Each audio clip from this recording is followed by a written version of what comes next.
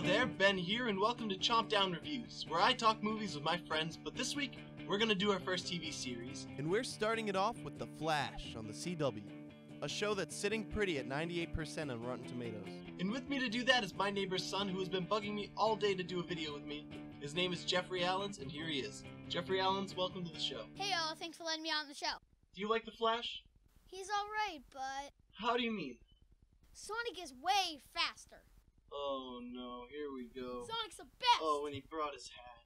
I think the Flash's show would be way better if Sonic teamed up with him.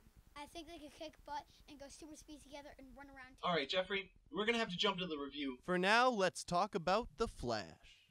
The reason I wanted to start off with The Flash is because this week, we're coming up on DC Week, or whatever, I guess that's a thing, but either way, The Flash is coming back, and it's a show I'd love to keep track of on here because I think it's one of the best shows out there right now. At least the best superhero show for sure. And yes, this is just my opinion, but I'll tell you why. There are loads of them out there right now, but between Gotham and Arrow's edginess, the Agents of S.H.I.E.L.D. that might take off eventually, but it mostly just beats around the bush.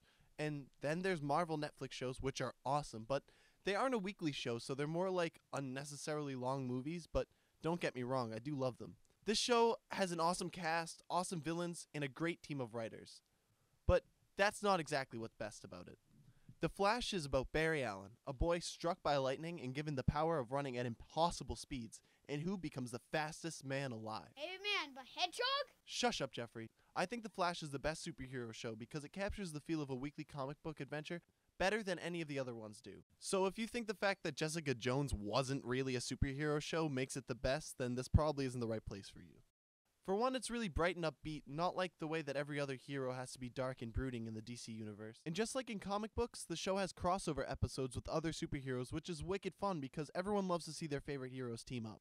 And I appreciate that they never resort to putting the show in comic book panels, which is really lame. The Flash often has to resort to Monster of the Week type episodes, but it fits in perfectly with the story, and it makes sense. And it helps that most of these weekly enemies are metahumans with great backstories and cool powers. And when it breaks the formula, the episodes are awesome. Which brings me to the effects of this show, which are absolutely bonkers for a TV series. The Flash's running animation is really cool. There have been black holes, and they'll easily add in Gorilla Grodd to an episode in CG, and that's crazy enough, but then they add in King Shark, which is a half-man, half-shark hybrid, and it's just dang ballsy. Plus, the writing can be really cool with the characters, who make up a great cast for this show. Carlos Valdez plays Cisco, who has great references and always names the bad guys. Joe, played by the legendary Jesse Martin, has a great relationship with Barry that's really interesting and heartwarming. Candace Patton does a great job with Iris's character, who they really play around with her relationship with Barry. And Tom Cavanaugh's character never gets boring. Which brings me to Grant Gustin, who I think is perfectly casted as Barry Allen. He really does a great job. And Barry Allen's such a good character. It's not like his powers give him the world, and in fact, they'll only go as far as he pushes them. Barry has to keep pushing himself to be a better hero, to be stronger, and to be faster, because he's constantly coming up against enemies that are better than him, and some that are even faster. But that just motivates him to get faster. He could easily make changes to his life for the better, but he doesn't. Barry has a lot of tough decisions to make in this show, but he's such an interesting character, and it's always interesting to watch him make his decisions. The writers don't hold back on their storylines because of budget constraints often, and they also don't care about jumping the gun because they're clearly comfortable with messing around with time travel and the multiverse of the DC brand within the first season. It's really insane that they push the show how they do, but it pays off big time.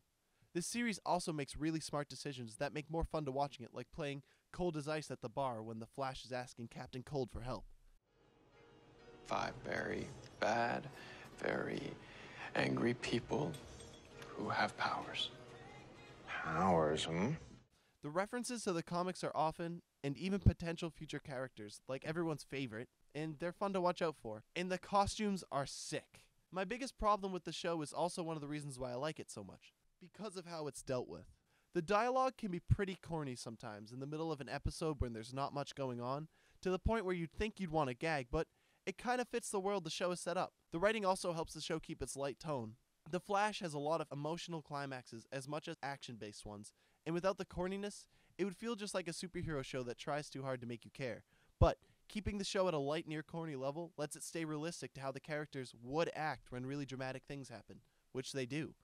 The Flash is a great superhero show with great effects, great storylines, and great characters that you really grow to care about.